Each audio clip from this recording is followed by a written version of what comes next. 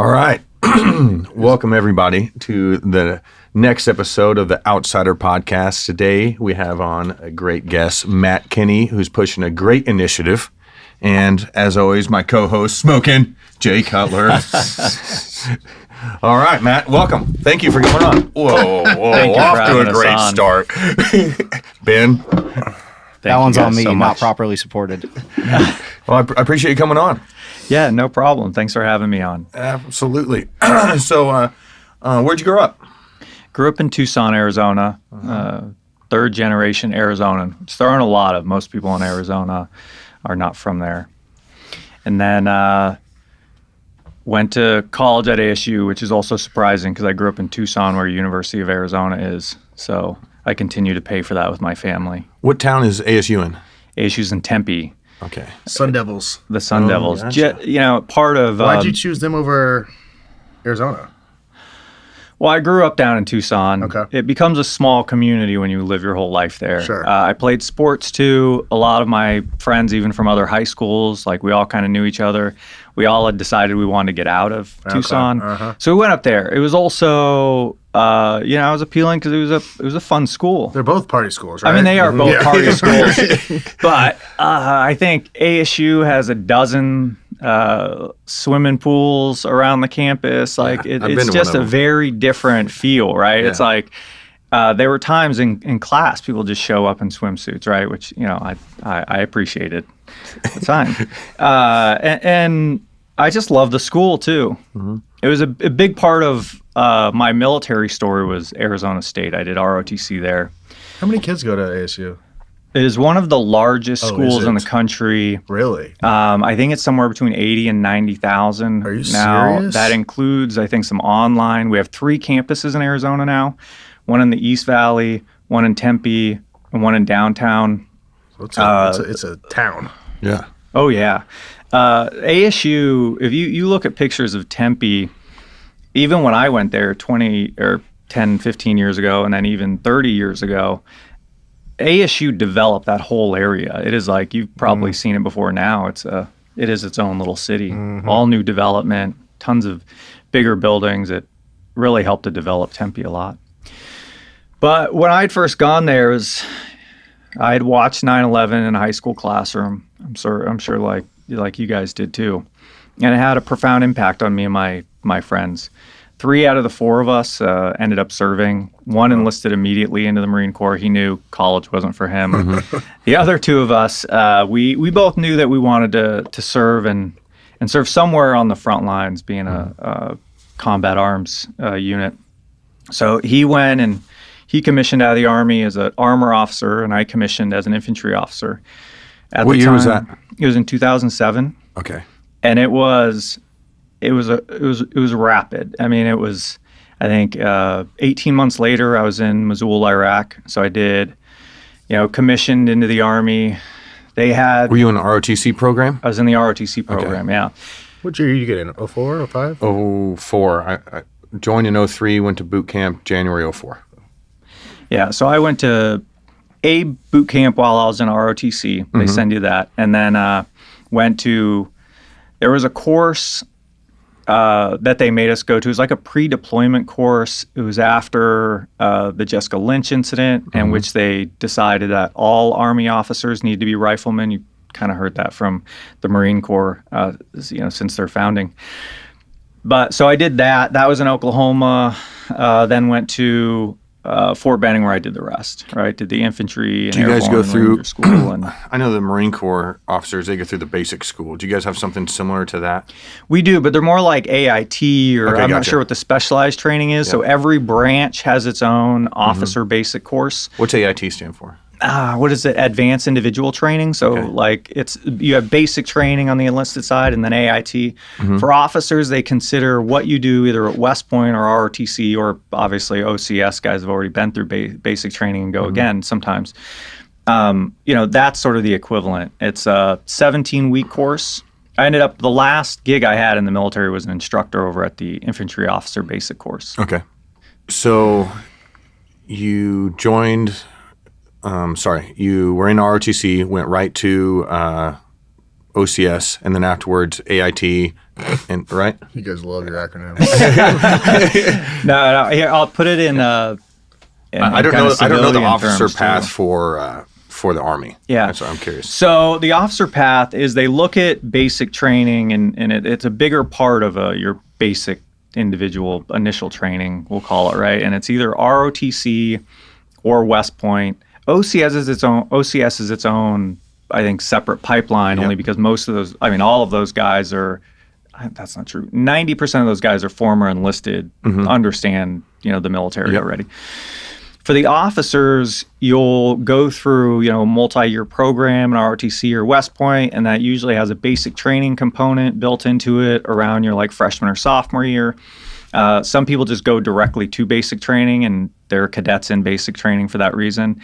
Then some of them will go into, and then afterwards there's a camp. It's between your junior and senior year at West Point and in ROTC, and it is basically a 30 to 45-day assessment of where you should be.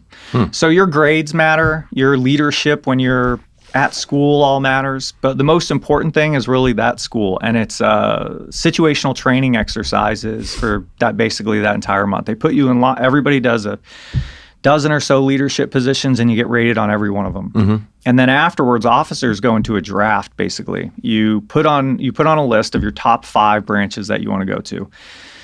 You want to put obviously the one that you prefer first, but there is a little bit of gamemanship in how to do that. But then afterwards, there's branch day. You've seen that at West Point where they'll all figure out their branch. Well, they do that in ROTC too. And that's when they figure out what branch you're going to. Then what was top on your list? It was infantry. Gotcha. Let me go back to that kind of part of that story. Is when me and my buddies wanted to join, one of them, he wanted to be a Marine infantryman. That's the guy that enlisted. I originally wanted to be a pilot. I was like, man, it'd be great to fly an A-10, right? And be a Marine close air support pilot. But I got to ASU, and that's where Pat Tillman is from.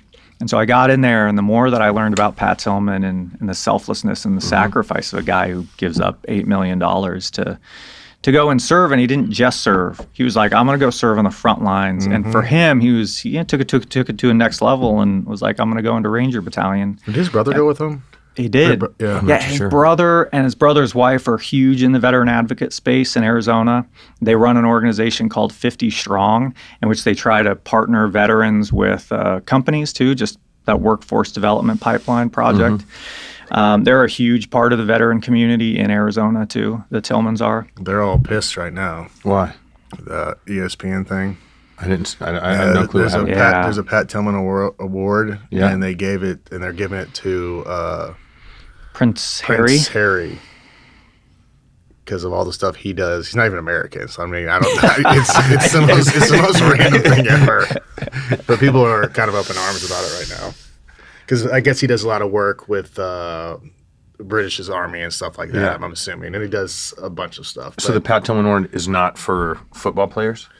I don't know. I think ESPN just kind of created it, obviously, with his foundation and the family, but I don't know. I just read an article. Reminds me a little bit of the Walter Payton Award, right? That's about community service. That's what that Pat Tillman Award is.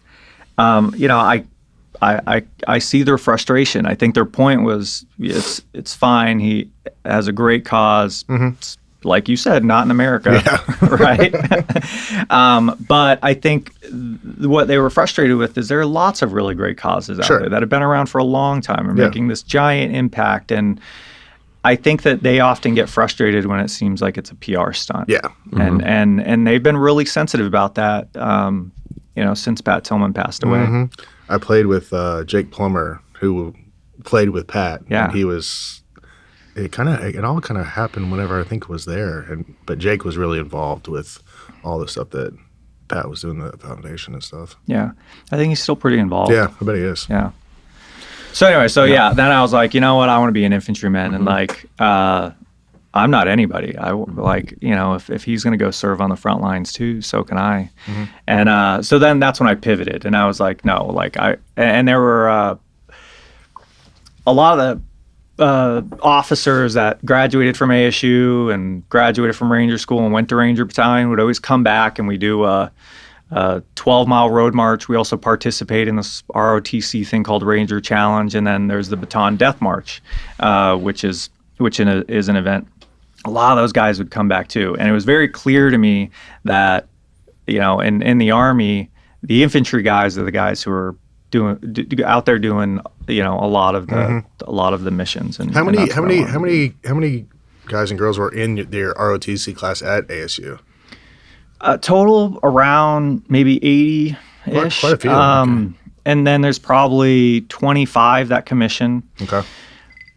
A third of it in Arizona. ASU partners with GCU, which has a huge nursing program. So a lot of our program are Army nurses that are coming in. But so it's a pretty big program. You don't have to commission out of ROTC? You don't. If you take an ROTC scholarship, if you sign a service obligation, you do. You can serve an ROTC, and I mean, you can go to West Point and pay it back, but you know, you can decline your commission. Most of the time, I mean, it's difficult, right? Mm-hmm. You usually make some sort of obligation when you join ROTC or go into West Point. So there's no real way out of it. They pay for 4, you give them 8 type deal? You actually only owe them 4. Oh, so they give you 4. You get, I'm sorry, you're absolutely right. But it's 4 years on IRR. Okay, yeah. So 4 years active duty, 5 years active duty from West Point. And then, your last 3 or 4 years on IRR. And that's like inactive reserves or is that inactive ready reserves? Okay, yeah. Hey, actually, I want to plug this too, and I don't know that many officers know about this, but it became a huge surprise to me. I had served over my 4 years, and what I didn't know was you sign this document when you get a scholarship to West Point or ROTC, and it says you're going to decline the GI Bill because you're taking this money, right? What I didn't know is that only counts for the first 4 or 5 years. What I didn't know was happening was I was regaining back the post 9/11 GI Bill. Mm-hmm. So when I left and I went to law school, I thought I was just going to pay for the whole thing on my own or get scholarships or Pell Grants or whatever I was going to do. And I got a letter in the mail from the VA, and it said that I had the post 9/11 GI Bill to use in law school.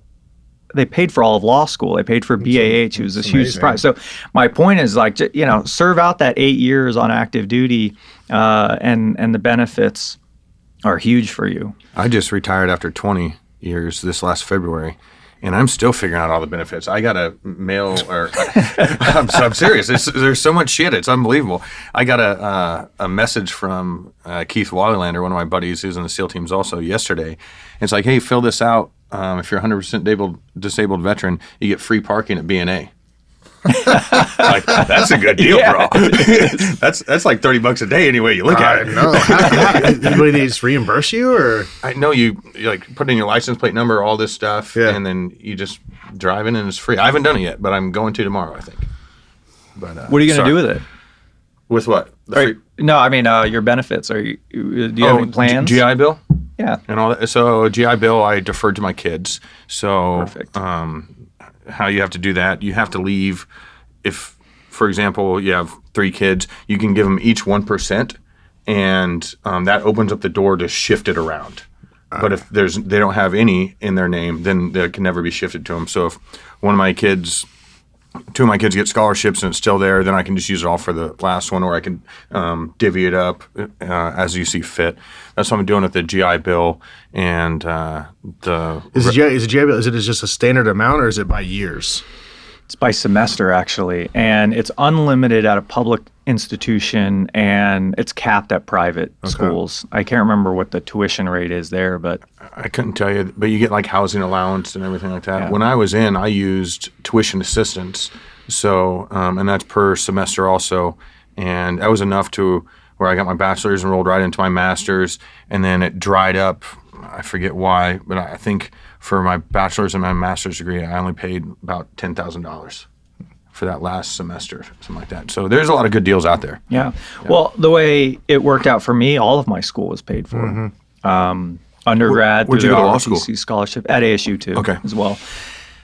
Honestly, like me getting out, I was dragged kicking, screaming out of the military. I really loved what I was doing, and I'd got myself. So I don't know if you know this, but officers infantry officers have to go serve at a line unit, and then they bounce back and forth. If you want to go to Ranger Battalion, you go there for 2 years, then you go back into the regular Army, and that allows you to gain that experience from both conventional infantry operations and SOCOM or Ranger operations. Well, when you choose whether or not you're going to go into Ranger Battalion, that's also the same time that you choose if you want to try to be a Green Beret, or if you want to go do any other number of things. Functional areas, go work in an embassy, things like that. Or you have to choose at that time to stay conventional infantry, right? Or, and just stay in the unit. At that time, I had been recruited into the Green Beret program. So I'd started that pipeline, and I had gotten accepted into it before I had a number of knee surgeries. And so, they didn't know that I had these medical problems when I went in. What did you need? I think it was a number of different incidents. It didn't happen all at once, but I was hit with an IED. Then I rucked on it, obviously, for the last 4 months. There were a few times what really happened was slipping downstairs.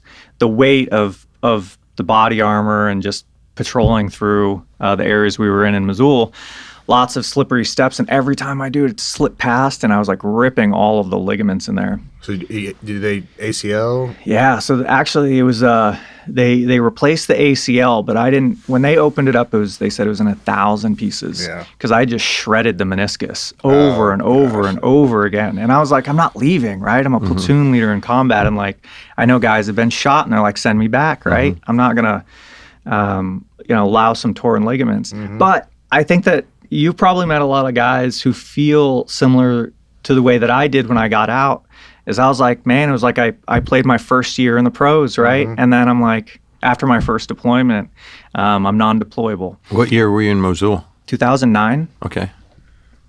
So that was, if you remember, the end of Operation Iraqi Freedom. And then started Operation New Dawn. Yeah. I was there for that too. Oh, no way. Yeah. Where were you? Operation New Dawn. It's a cool name. At TF South in Baghdad. Oh, okay. Yeah. Because the task force there. There was a task force that was attached to us. There was a pretty sticky time during the elections, and then again during that transition period, they were targeting officers. They were trying to kill leadership, both on the Iraqi and the U.S. side. I'm not sure what political pressure that was putting on the government in Iraq, but that was the justification, is they were trying to make it as painful as possible for Iraq to continue to work with America.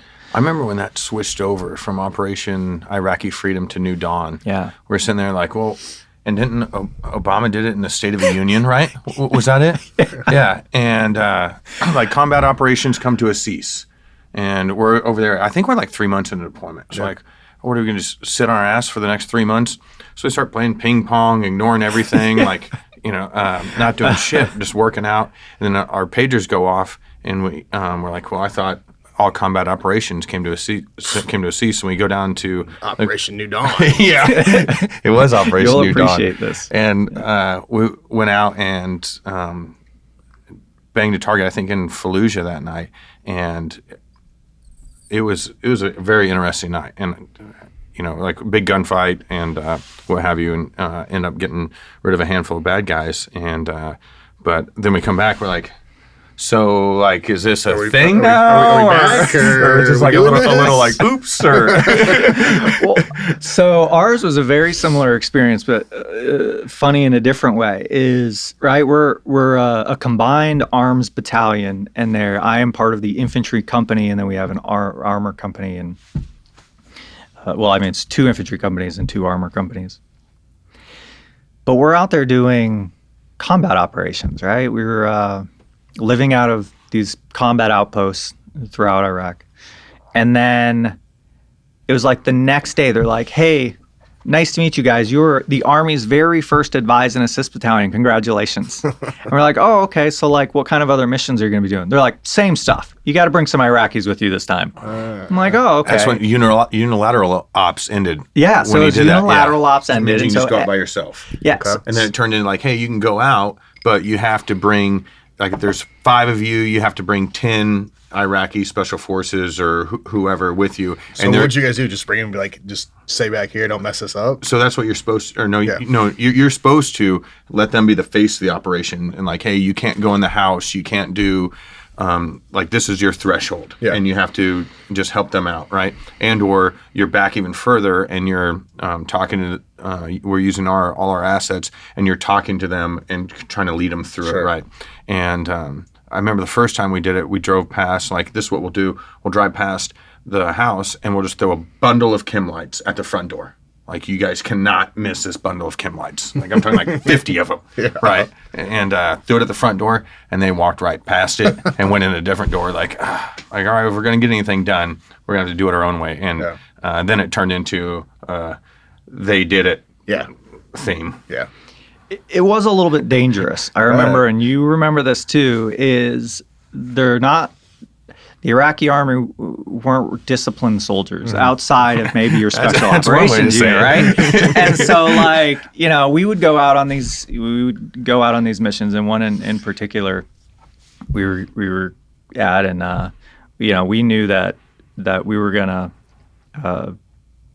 get some contact in the area that we were in. We knew what we were walking into, but we brought an entire Iraqi company with us. Let me tell you what a disaster that was. I mean, you want to talk about by them is your biggest goal at that point. That's what I mean. And so, like, so you're like, okay, you guys lead, and this is what you need to do. And we've practiced it on the FOB, right, over and over and over again. You want to know what happens as soon as they start taking pop shots at us from the roof, right? I mean, gunfire everywhere. We're like, no, I pulled all of my guys back and just waited for them.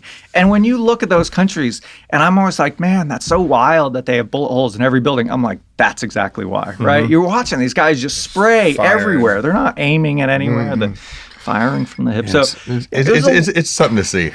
Yeah. I literally think you can take, you know, a group of 7th graders and I can have them be more efficient on the battlefield in 4 hours. Yeah. I agree. It's interesting. Well, if you remember this too, you had the local police or government sort of fighting against the federal police and the government. Was that like the Interior of Defense and the MOD whole thing going on, right? Do you have to serve the army in Iraq, or like are they volunteered to be in the army? I think they volunteer, and this is just my perception. They volunteer, right, and they get promised, you know, X amount of money. Then you'll have guys that don't get paid that just go home. Yeah, like I'm out. Yeah, and you're like, oh, where's so-and-so? And like, oh, he went home. I don't know if he's coming back because he didn't get paid. And then the officers, that's a coveted position, and it comes a lot of money, and that's passed down through the family. Like, you're an officer, your son's going to be an officer, and so on and so forth. That's what I saw. Yeah. It could have zero truth to it, but that was my interpretation of it. No, that sounds right. Ours, I think, were on 3-month enlistment contracts. Like, that's how short they were. Oh, really? So we'd see like all new guys. That brought its own challenges. Right before, I was with 1st Cavalry Division, and 3rd Armored Cavalry Division was the unit that we replaced. And the month we were ripping with them, they had an Iraqi soldier turn on them and shoot 3 of the American 3rd ACR soldiers while in like in a compound. So it was like, those were some of the problems that were being created as well. Well, you're forced to work with them, and you can't trust them, and there's wild cards. We lived with them. Dicey. That was one of the scarier things too. We were on a combat outpost with them, and after that incident had happened, and it made all of us just a little bit skittish. Yeah, we were a little wary. Always had the guards up. Yeah, it gets very interesting, especially when like you're paying guys a little bit to find IEDs. Like, hey, you know, like little incentive, look harder, and then they start finding them everywhere. Yeah, it's like, are you placing these motherfuckers? Like, are you running a racket right now? Found some more, boss. Yeah, look at this. Looks a lot like the last one, buddy. But so after all that, what made you want to go to law school? It was the end of the military career. It wasn't necessarily law school. Is that I knew I had the GI Bill. I know I didn't have a lot of time post-military to figure out what I wanted to do. I was initially in the JD MBA program. So I was looking at least if I have an advanced degree and 3 to 4 years back in school, I can figure out where I want to go. But while I was in law school, I really got into the veteran advocacy space. As much as I appreciate the post 9/11 GI Bill and the benefits, I started law school with a family, and I figured out pretty quickly that I wasn't going to be able to provide for them, even with my wife working, unless I figured out how to bring in a little bit more extra income. So I was like, well, what do I have, right? I'm from Arizona. I still know lots of people here. I'm a veteran. I care about veteran causes. Maybe I could go do advocacy for like VA reform or something like that. Well, while I was in law school, the VA scandal happened in Arizona. I don't know if you guys remember that. In 2014, first of all, they found a guy who had died while sitting on the waiting list. And then they did this investigation, found that many people have died on the waiting list.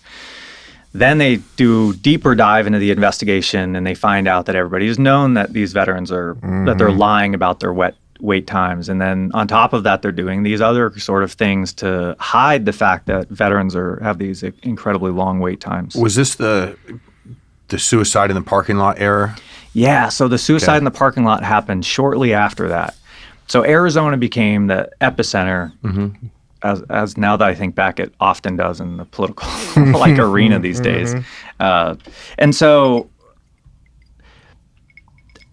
I was at the time working with an organization who wanted me to go out to the VA town halls and talk to veterans and see what potential solutions are out there. This is where you got like the choice card from. You got some VA accountability legislation, I think, passed in there to make sure that we're holding leaders accountable when things like this happen. Because part of the big controversy was that they couldn't fire any of the leadership who were actually covering all this stuff up. And so really that's when this part of my career really took off. I have continued to focus on veteran and military causes. I had the great opportunity as Governor Ducey appointed me to the Military Affairs Commission first, which was mostly an oversight committee to spend a bucket of money on military and veteran causes in the state. And then I was appointed before he left office to the Veterans Advisory Commission, which oversees Arizona's Department of Veteran Services. By far the youngest person on the commission, but I have a great time. And especially we have a Democrat governor now, and we have a Democrat attorney general. I serve on the Attorney General's Military and Veterans Families Advisory Council as well. I'm the only only Republican on both of those commissions. Wow. So it's a good opportunity for me to share that perspective with them. Did Morgan Luttrell do that for the state of Texas for a couple of years back? I don't know if he served in that position, but Morgan Luttrell has been involved in a lot of those veteran causes out in Texas. I think he did it. Was it for Rick Perry? Yeah. Yeah, I believe he did it for Rick Perry. I could be wrong, but that rings a bell. Maybe 5 years ago, 6 years ago, something of that nature. Yeah. Yeah. So I've met Marcus and Morgan a few times. Yeah, too. Morgan's I did a couple of platoons with Morgan, one of my dear friends. Oh, yeah. Great human being. I've seen him on podcasts too, and I think he's great. Yeah, now he's doing good things as a congressman down there in, I want to say, District 11? Could be wrong, in Texas. But yeah, doing great things. So how did that translate into what you're doing now? Yeah. How you got involved in all that and while you were still going to law school? Yeah, I was still in law school. I was doing... Was law school hard? Yeah, well, I think that you'll appreciate this. Law school was mentally exhausting, right? It's like BUD/S or like Ranger School, right? It's like you don't understand, I think, the level that they expect you to perform at. And for law school, it wasn't physical. It was each class, read 100-ish pages of these different cases beforehand.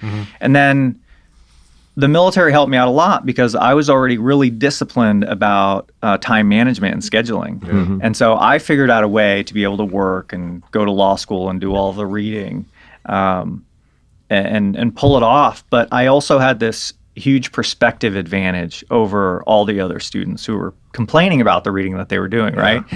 But the last assignment that I had as an IOBC instructor, that's the infantry course, I was a senior instructor there, was out in the woods in Georgia during the summer. So, right, like I've got my pack on still.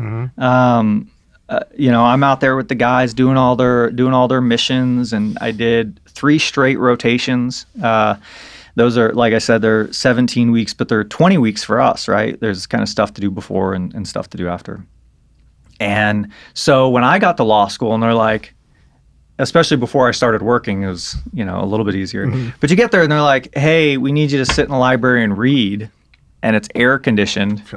I'm like, fuck, this is great. You know what I mean? I was like, this is all you guys want me to do? I'm good. I'll just read if you guys don't want me to, and it was also back to back, like IOBC, you'll whatever, do the 7-day field exercise, and then you get 2 days off. Well, those don't land on a Saturday or Sunday, right? They're just like, Wednesday, days Thursday out there. So, that perspective made law school, I think, less difficult, but I don't think that it was, I think that it was very challenging.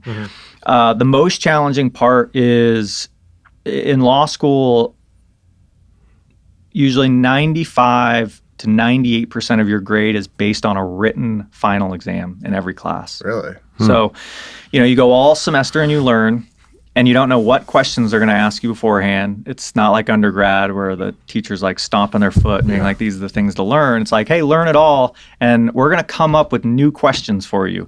They tie in lots of current events too, so they're like, apply, the body of law to these current events. You'll find this interesting too. I remember one of my favorite law school questions was a constitutional law question. It was asking us to outline why groups like the Navy SEALs are allowed to work with the CIA on missions, right? So basically, what they were stating is like the military government the military itself can't execute missions without proper approval. That's not the case with the CIA. The CIA is often doing the things that they want to do. So like how do they do these joint operations? Different titles, right? Yeah, you can operate under their authority, and it's like a Title 10 or whatever, whatever it is. So that's what was the interesting, but it was the law behind it, right? If these are supposed to be separate. Is that still LOAC?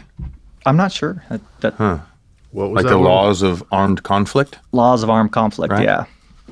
So anyway, that's why law school was difficult. It was just a lot of reading. It was that preparation before the exams was excruciating because you don't know what to study. You're like here's the book. So much information. Just know it. Yeah. So was it 3 years? It's 3 years, and then if you did the MBA program, it's a 4th year. Okay. Year 2, you have to go and work. Year 3 usually. Year 3. So you do have opportunities to work between during your summers, and then your 3L year, you spend the majority of your time working. Okay. You're really not supposed to be working the first 2 years. Okay. I had talked to a professor friend of mine who is also part of the administration of the law school, and he was like, just don't get bad grades. He was like, nobody will ever know that you're working if you just get good grades. And I was like, all right, so that's all I got to do. And I wasn't top 10 in my class. I just wanted to be on the right side of the bell curve. Sure. And then I knew that everything would be all right. So yeah, I started working and doing the veteran causes, doing different things, focusing on voter registration or building coalitions. And then this past election cycle, a statistic came out in 2022 that it showed so few of veterans are registering to vote, and even fewer of them are actually voting. Why do you think that is? I think that there's a number of different reasons, and I'd love to hear your feedback on this. And I know that you vote, but I just mean on why they might not. And part of it, I think, is frequent moves. I remember that, moving from place to place, and if you change your voter registration, or if you don't change your voter registration, right, like tracking where you're voting and who you're voting for, I think people want to know that they're voting for somebody good too. Yeah. They want to know a little bit about them, and so not having that knowledge of the politicians in your area and who they actually are, and I think that's part of it. I think the transition is sometimes really overwhelming. It is a completely different world outside of the military. I think it took me 5 to 7 years to figure out, or maybe deprogram my thinking outside of a military way of thinking and more of a civilian way of thinking. When you say veterans, do you mean active duty also, or? Oh, I'm sorry, and I do mean active duty too. Because I agree with that. I think the number one reason active duty personnel do not vote is just because, one, I think they don't know how. right? And when I say don't know how, it's like, hey, what do I have to fill out? Where do I register? Where do I do it? I just moved to this place, and like, oh, I'll figure it out next election, right? Yeah. And then they move again, and it never happens. So I think that's the number one reason. And I know commands do a really good job of like, hey, here's your mail-in ballot forms, here's all of this, and kind of try to put it on a platter as much as they can. But everyone's so busy, and they just don't make it, that big of an initiative. And advice, hey, take tomorrow off, everybody go vote. Figure your shit out, do your mail-in ballot, whatever, tomorrow is solely for voting. You can't come in, you have to come in if you didn't vote, show me you voted or something, Yeah. I think you do that. I think some units do, but I'd love to see that be a policy, military-wide, honestly, nationwide, right? Like, why I don't know if you can have make it a policy, right? Is there any aspect, like you guys are we're heavily involved, and you guys kind of see behind the curtain, and some of the veterans are just over politics in general. So here's the thing, like, I get asked all the time, like, hey, what's your view on this? Yeah. I'm like, I don't know shit, bro. Yeah. Like, I've been fucking busy, Yeah. and everyone thinks you have like some inside gouge. I have I never had any inside gouge. I'll go to war with Canada over maple syrup. You know what I mean? Like, I'm just here to get in a fucking gunfight, bro. And do it better than everybody else. That's it. I think that's part of it too, is the military culture is apolitical. Yeah. Yeah. I don't think there's an excuse for veterans not to vote. You move back to your hometown, you move wherever, you start your next chapter in life. You obviously you get your new driver's license when you move to a new state and all of that, because you're not a military order, so you have to get a new driver's license. You can register to vote when you do that. I don't think there's an excuse for veterans not to do it. I agree, and I think that's what Vote for America is all about. Yeah. It's really about veterans like us explaining to other veterans why it's so important. Specifically, if you care about Second Amendment rights, if you care about low taxes, if you care about VA reform, the economy in general. The economy, right? The economy in general. It's important for him to vote too. No kidding. If gas prices, inflation, we could go down a list. The national debt. Yeah. You know what I mean? Like the security of the border. We're picking these people, and if 26% of veterans in military vote as a percentage of our population, they're not being represented the way that they should. Yeah. I think that infusing the electorate with veterans will have an overwhelmingly positive impact on the country. I think that veterans and military service members too end up becoming by the book. They become professionals, and you become professionals by educating yourself on the issues or the weapon systems or the battle plans, right? Well, I think veterans do a lot of research on the candidates, and I think that they have a really good compass for leadership. And so I think that if we're frustrated with the leadership that we now have in Washington, part of that problem might be because we have fewer veterans serving in the government than we really have in any other point in history. Oh, really? Yeah. Wow. Right now. Really? I did not know that. We have some stars. I agree. We're just talking about Morgan. Yeah. Right. Because, you have, I forget his name. I went through sniper school with the cat. He started bottle breacher. Eli Crane. Yeah, Eli. Yeah. He's from my state. Yeah, he's from. We moved do to some Arizona. work for him. Okay, yeah. And then you have Zeke, you have Morgan, you have Dan Crenshaw. I mean, there's a grip of team guys going up to the hill. You have Waltz too in Florida. He's a Green Beret. Okay.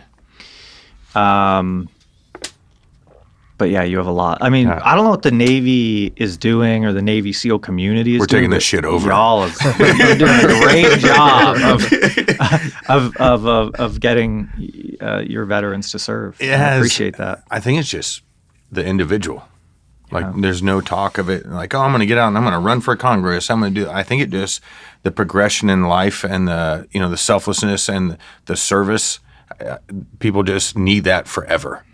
I think so too. And I talked to one of my great friends. He just retired, and he's working for a company called Born Primitive right now, and they're out of Virginia Beach.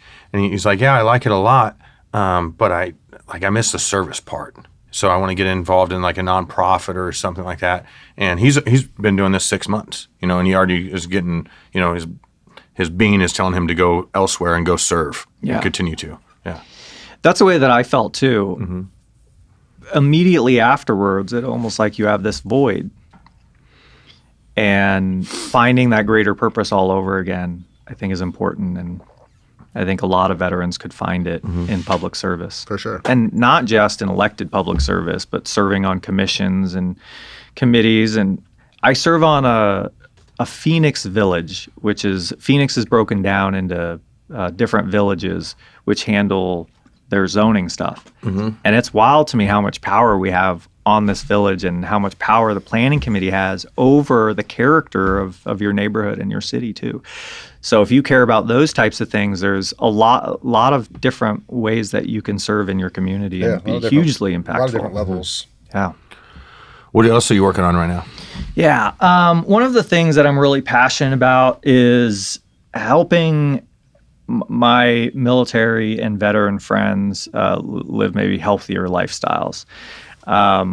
It really frustrated me when I was in, and then afterwards when I got out, that there are no real programs to help service members quit your traditional tobacco products.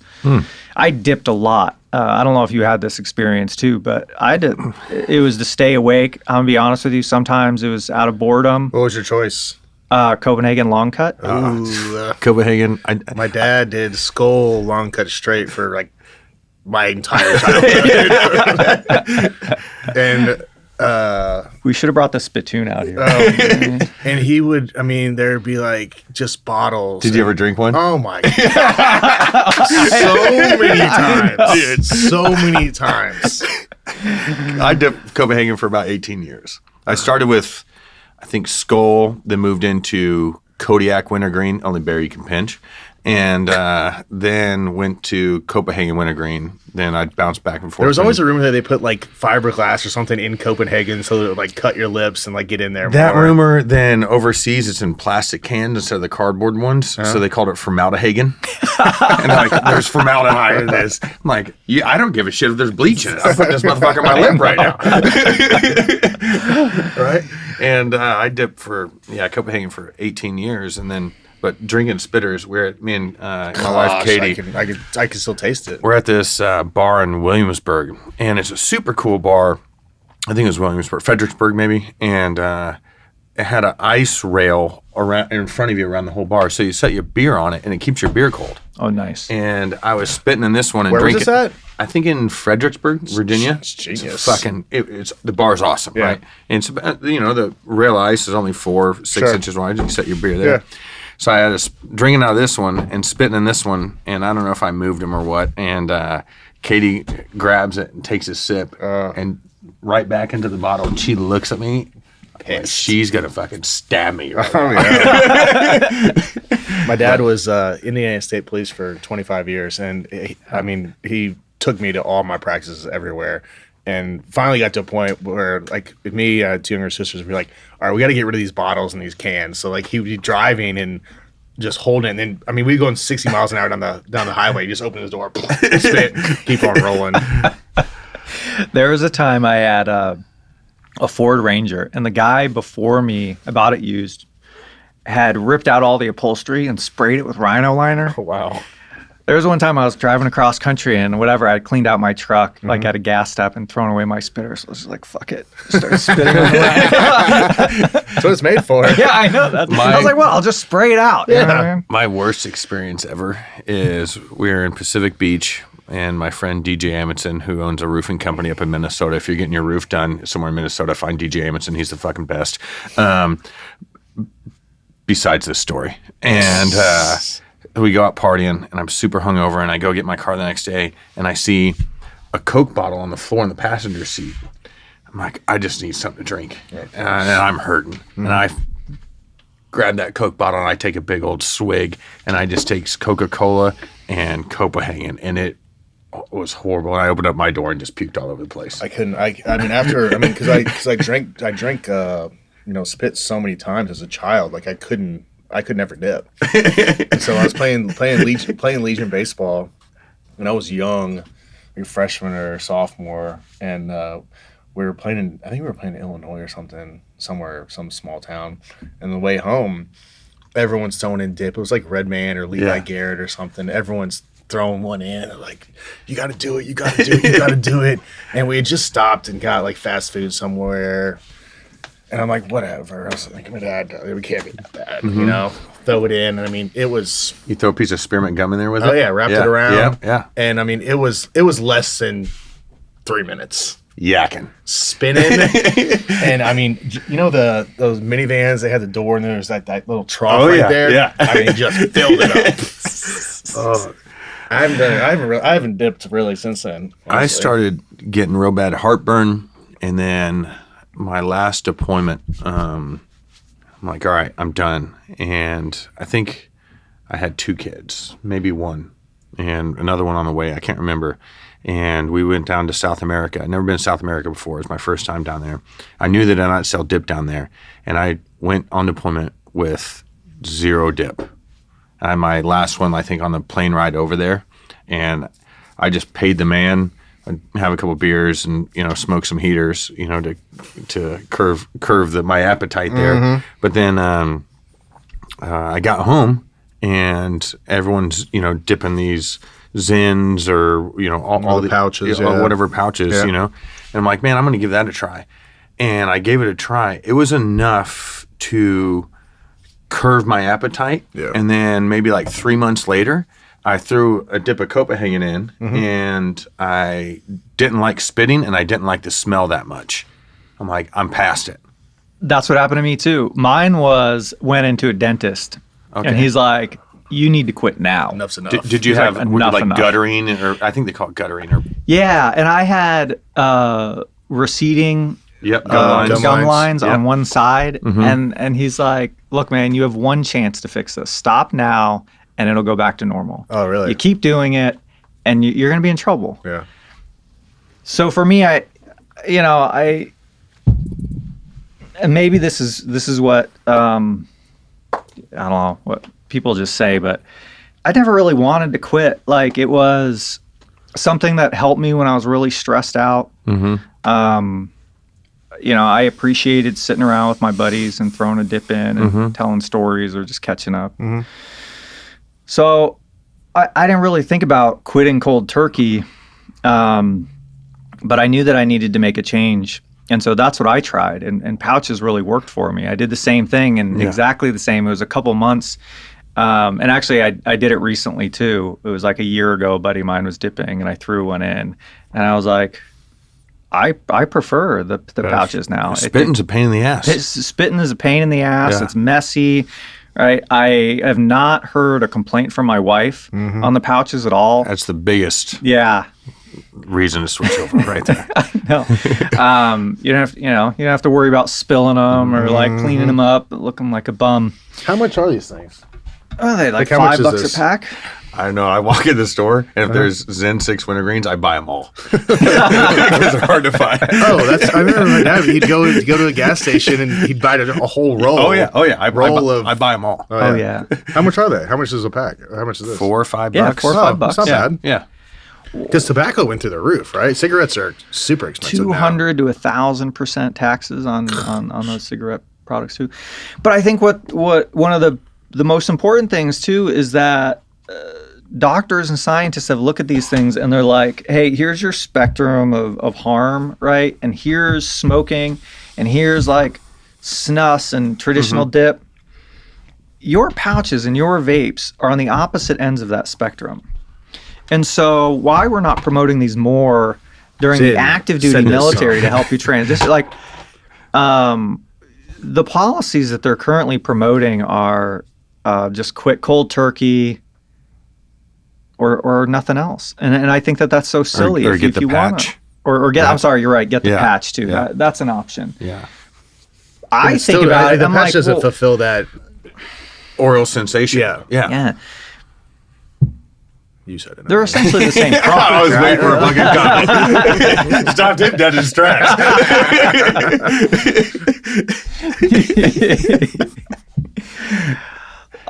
Overall, these things can be helpful to thousands and thousands of service members. I think there's some 100,000 current military service members and veterans who are currently still smoking.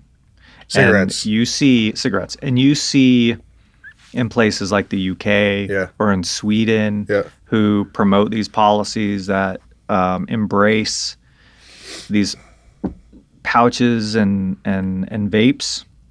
And they've been the most successful country to get people off of combustible cigarettes. A bunch of my buddies order pouches online from Sweden.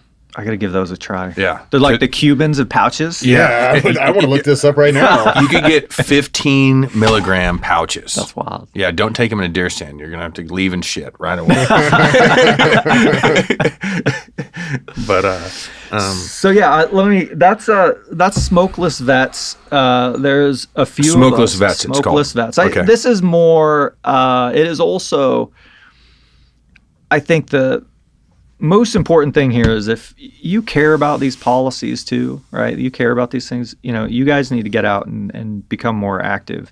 But on this side, I think that there's things that the state and federal governments could be doing to helping our service members. I think that goes towards our overall force readiness, which has continued to be an issue of conversation over the last couple of years. So I think that if we can advocate for the VA and for the federal government to adopt these, and for maybe some state governments to do things that are very similar, and I plan on advocating for things like this in Arizona, we'll do an overall good. Yeah. What's that look like holistically? Like when you say advocate for them, what does that program look like? What's the implementation of it look like? Yeah. So I think that we need to get some champions first, and this will be helpful being on the podcast and talking to your listeners and your viewers. And I hope that they'll reach out to their members of Congress too. We can, in a number of different ways, start introducing harm reduction policies into the federal government. Through DOD policy is one, through FDA policy is another. We want them to be, the FDA especially should be a huge champion of these policies, considering how much attention that they've focused on the harm of tobacco over the last 50 or 60 years. You'd think that this would be an important step for them to play or take. I think once you have the lawmakers and the decision makers on board to be implementing some of these policies, then I think we'll see them down in the local governments as well. And so, when I picture, I can picture the anti-smoking campaign, because there's their little, leaflets above every pisser in all, in every base and everything like that. Like, hey, you want to quit smoking? You can go here, get help, and you can get a patch or just quit cold turkey and go to therapy for it. So what you're saying is implement pouches into that process of quitting. I see. That was my question, I guess. Yeah. So what I want to see is when you go to sit call or you have informational areas within the headquarters too. I want to see physicians within the military recommend and encourage service members to use these products to transition off. I think you could also see support from leadership overall. There happen to be things, I think, when you're on deployment too, where they ensure that, those products are available to you. Yeah, they send Rippets and energy drinks and everything like that. They could send they could send pouches. Yeah. Yeah. I'm sure Zen would be thrilled with a government contract. Yeah. Yeah. Yeah. So, I mean, that's what we would like to see. I think the first step is getting them to embrace the idea. Yeah. So one of the things that we're doing is identifying veterans from across the country, but also mental health professionals and physicians. Physicians to talk to the facts and the details about harm reduction and just tobacco's effect on the body. Veterans to talk about why this is so important to us and what impact it makes on our individual lives. And then I think our third person, we want to make sure that they're able to make those changes. Sure. Absolutely. What else? Is Biden going to make it to the election? Oh. You know, I saw Jimmy Carter is still alive. I don't know. Is. Yep. He is alive. Will he make it? He'll make it. He's going to be on the ticket? He's I come from a world in like we see your two-party system is pretty entrenched in America. Yeah. Okay. I think on top of all of that, there were lots of opportunities for other candidates to come forward. And like at this point, little things, right? Like ballots are already printed in a lot of states. How do you change that? Yeah. Right? So what do you do in a state where the ballots, are... Why would they print the ballots already? Oh, the primary ballots. Okay. So I guess you're right. I guess they could change the general election ballots. But who are they going to replace? But I guess I was just looking for an example. It's like, it makes it difficult for me to see how do they undo all of the Biden-Harris stuff that they've already done and the materials and things like that with those on them. And who's their replacement? And who would be their replacement? How would they do it? Okay, I could see the benefit of it, right? They're losing the narrative. Mm-hmm. It's not going well. It just keeps going bad. It just keeps going bad, right? And so I'm like, all right, well, if you blow up the convention and you allow like this free-for-all, that will dominate the news story. Oh, yeah. Yeah, at least for a month or so. It'll change the dynamics of the race, whether good or bad. Is it the devil for the Democrats? Like, let's just stay course, and if you're wrong, stay wrong. If you're wrong, stay wrong. You work with all the Democrats. I mean, are they frustrated with kind of their situation that the party's in, or are they sticking? I mean, you don't have to answer that. No, I don't mind. I think it's a mixed bag. You've got them all over the place, but you also have a lot of infighting. It's happening on the Republican side too, but you have a lot of infighting on the Democrat side. What do you mean by infighting? I'll tell you. So you've got Governor Hobbs, Democrat governor in Arizona, the Attorney General and both the Secretary of State, who are also Democrats now, are both getting in line to primary her. That's the leader of their party that two, basically their deputies are both going after her. And I don't know if you noticed in Arizona, the AG sued the governor. She lost. It got dismissed, and so it was embarrassing for the AG. But those are like, those are extremely embarrassing. And those are strikes. Yeah. You know what I mean? They're a bad look. Testing what they could get away with. They are rallied for the most part behind Biden. You had 6 of the Democrat leaders meet this morning. That's 6 members of the House. Yeah. I don't think that they have enough time to organize and rally and even figure out what they would do. Unfortunately for them, I think the Democrats are stuck with the Biden-Harris ticket. I think. If you watch the debate, it's just more alarming than anything that his cognitive status right now. I think that would be the most alarming thing if I was on the Democratic side. Like, can he actually do another 4 years? Absolutely not. You would think not, but I mean, I haven't talked to the gentleman, but if you see someone with, a declining cognitive ability that is unreversible, irreversible, I don't know what the word is, but it just happens with age. Like, there's no turning back the clock right now, Did you recently watch the Joe Biden, Paul Ryan debate? No. So if you watch those next to each other, there is such a stark difference between Joe Biden then and Joe Biden now. I think it's hard for anyone to look at that and not say that there are some issues there. For sure. Right? For sure. I don't think that that's a great place for our country to be, as you have what seems like different, foreign adversaries aligning against us, and they're watching that debate going, this is a good time. Like, invade Israel. Do whatever you want out there. Right? It's the wild, wild west. So I think it has an impact overall on a lot of different areas, especially the election. And I think that's why you see in my state Trump maintaining his lead and growing his lead. Yeah, and I think he's learning just to be quiet now a little bit, because he's not saying much through these last couple of weeks. Yeah, I noticed that too. Yeah, he's just kind of and he actually came out and said, he was like, hey, the Democrats, they're in disarray. Just let them do their thing.